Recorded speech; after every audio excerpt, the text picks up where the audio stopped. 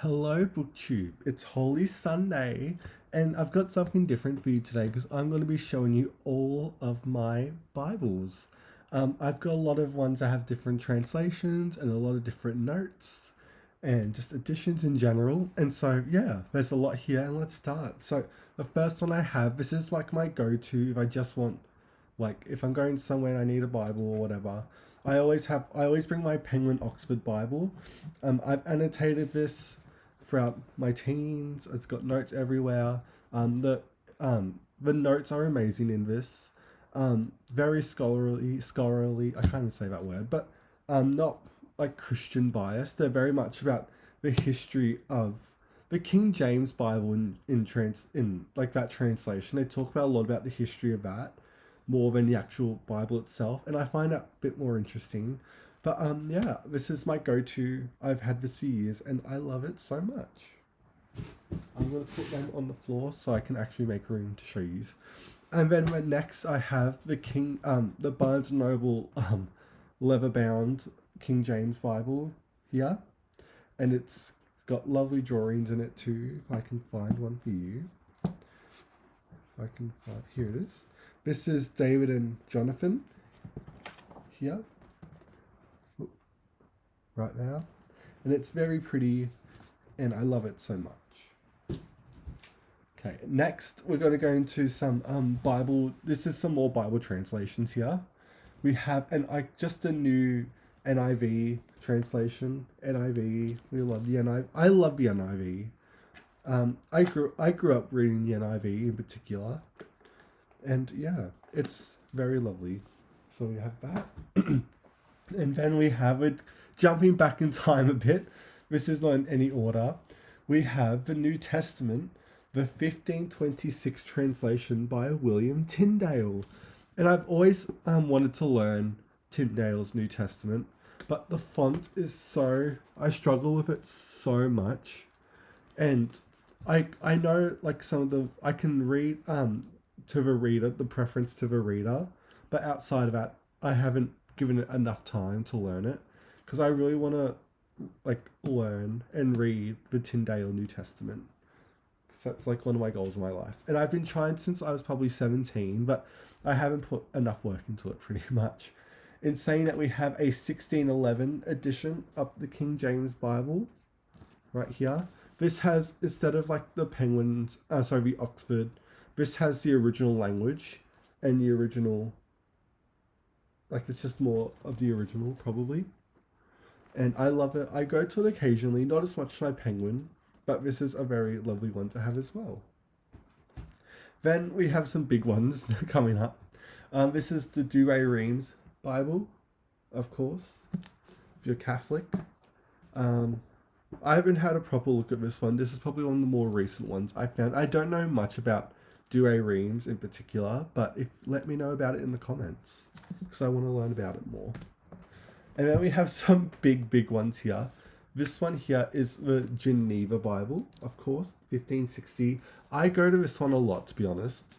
This is probably the second one I go to most. Probably I go to King James a bit more.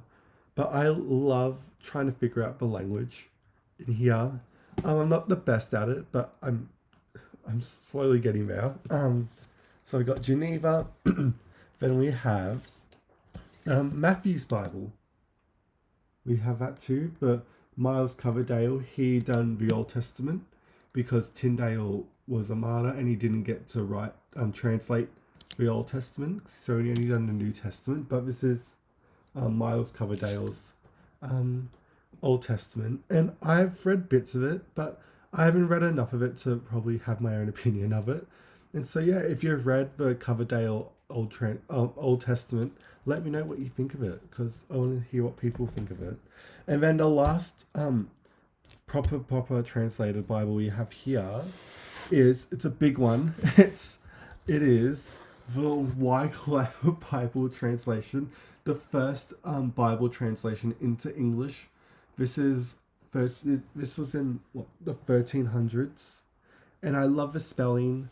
It does take me a bit to get used to when I do occasionally, pick this out.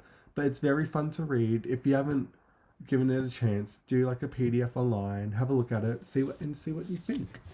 So those are some Bible translations. I'll put these back up because I have to reach down to my shelves, and I've got some more like Bible notes and like scholar stuff. And my favorite is Raymond Brown's The New Testament. I have loved this. I've read this probably when I was like 18, and it blew my mind. He is like the Edward Gibbon of Christianity. I love his notes. His introductions are amazing. I just literally don't know what to say. If you haven't tried Raymond Brown's anything by him, he's incredible.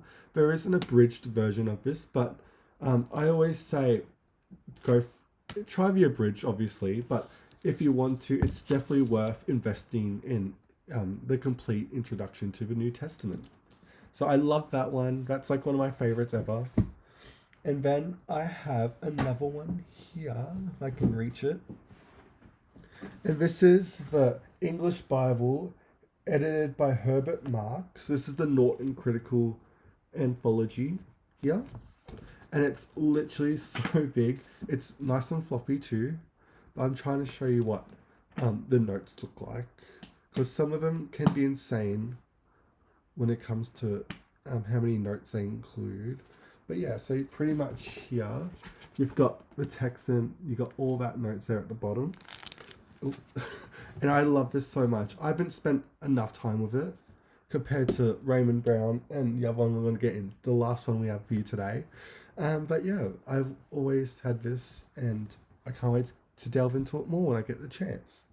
The last one I have is a modern translation into English, and this is probably my second favorite after King James, if I'm being honest.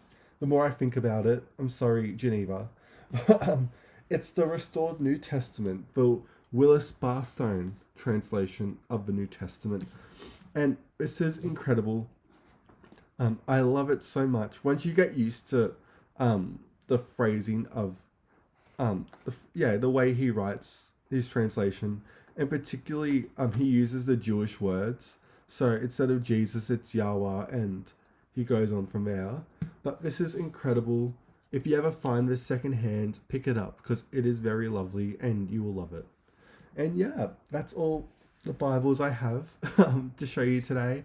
And let me know what you think. And that's what I have for you today. Thanks for watching BookTube, and I'll see you next time.